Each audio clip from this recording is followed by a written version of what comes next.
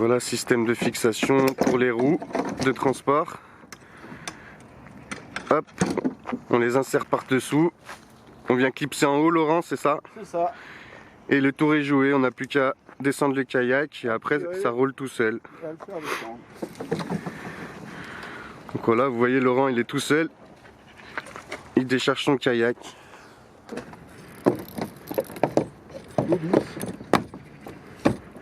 Voilà. Voilà comment mettre le petit siège.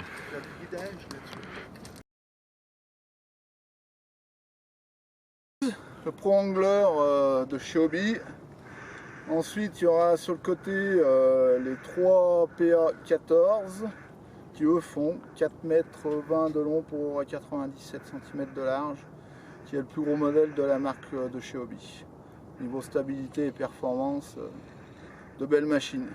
Bon, on est là pour tester tout ça. Voilà, vous allez les essayer et puis on espère après que les autres viendront voir qu'avec Dreamlock pour faire ces essais également. Donc aussi au niveau des sièges, on a les sièges grand confort de la marque Hobby, où là on a des réglages d'assises par simple... on a juste à tourner en fait la petite poignée qu'on a sur la droite du siège qui monte l'assise où on pousse et l'assise redescend comme on veut. Même chose pour le dossier, en fait on tourne, le dossier vient à nous, où on pousse et le dossier recule. On a un petit réglage aussi au niveau des lombaires qui se trouve ici, où là on est complètement libre au niveau du dossier, on le reclipe tout simplement, et on tourne un peu et là le dossier va devenir de plus en plus dur et on peut avoir un réglage vraiment optimal pour faire 10, 12, 14 heures de navigation sur les kayaks à l'aise.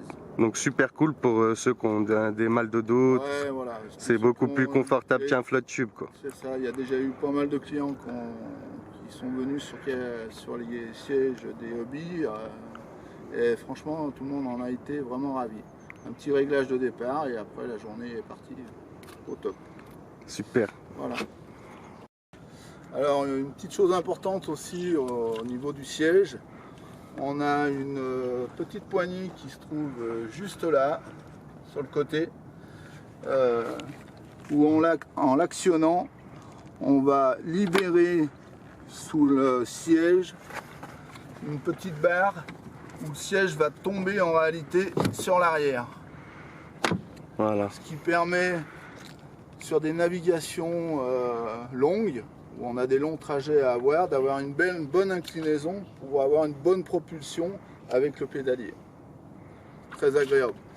Il y a également aussi juste à côté de la première poignée là, pour le siège, on a une autre tirette qui elle fait tomber une dérive qui est sous le kayak.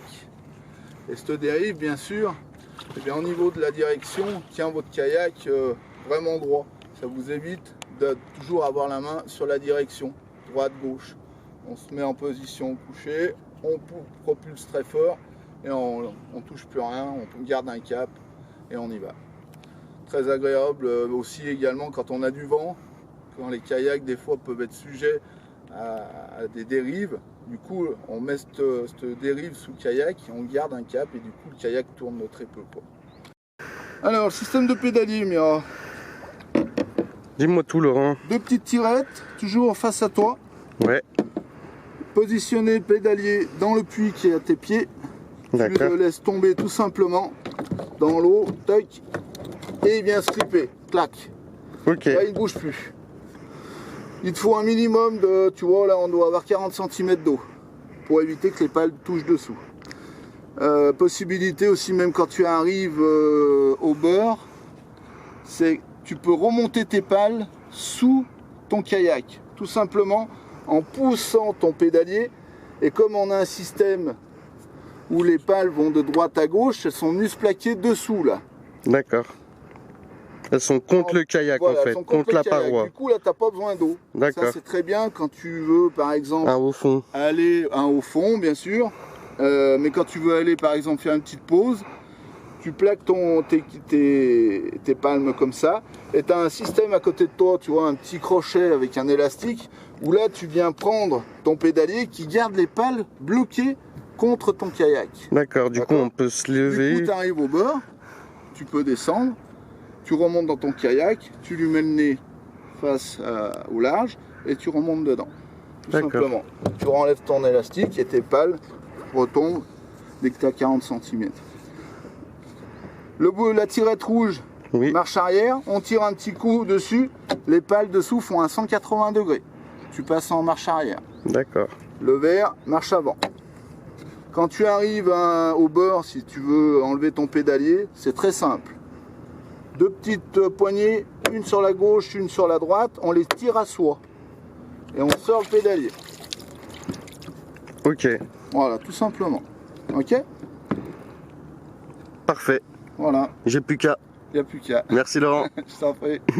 Au niveau du pédalier, on a un petit réglage aussi pour la longueur des jambes.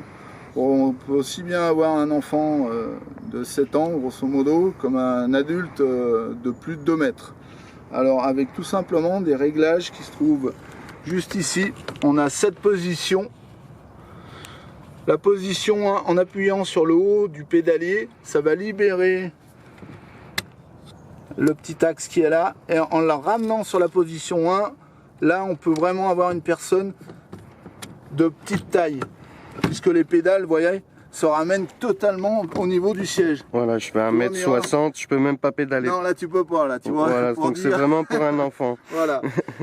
Et donc pour le mettre pour une personne de plus de 2 mètres, en le mettant sur 7, forcément on retrouve le pédalier qui est de l'autre côté. Je peux plus accéder au pédale. Voilà. Donc on voit bien que le réglage il est vachement ample pour toute taille, quoi. Et qui sera vraiment aussi un confort dès que tu auras trouvé ta taille. Donc là, ça sera le 4 pour toi, à mon avis. 4, 3, hop, essaye voir la Mira. Et là, on est bien Laurent. Et quand tu propulses, il ne faut pas que tes palmes qui sont dessous viennent taper contre la coque. D'accord. C'est que là, tu seras bien. Tac, tac, tac. Et tu n'as pas besoin d'aller jusqu'au bout non plus. Tu verras juste par des simples petits coups, ça va aller impeccable. Ok. Ok.